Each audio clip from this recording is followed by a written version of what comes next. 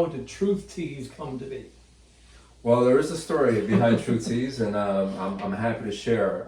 So True Tees actually was conceptualized in early 2022. And I, as you know, I'm originally from New Jersey. Now I'm a transplantee and proud to be in South Carolina. And we've been here 10 months. But when I was in New Jersey, I was also an adjunct professor at a New Jersey public university, a very liberal one at that. So this is during COVID, and it was very politicized. There was also, hyperbole going on.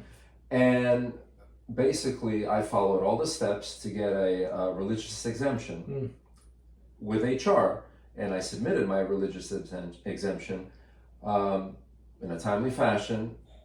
I submitted over email, and then I went in person because I didn't hear back from them, and I submitted a hard copy to the HR director. Sure. Yeah. Well, I never heard back from them to this day.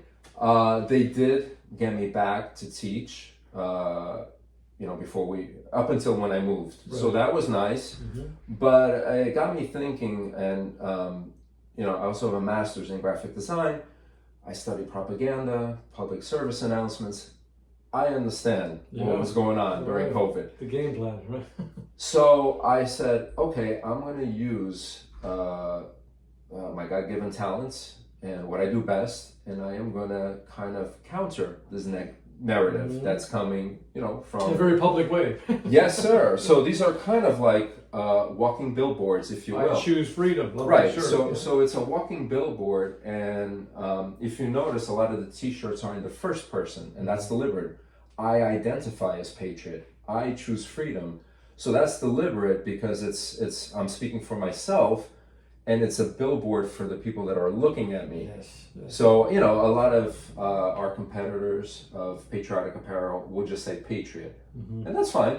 But we actually had, the decisive choice of making it first person deliberately.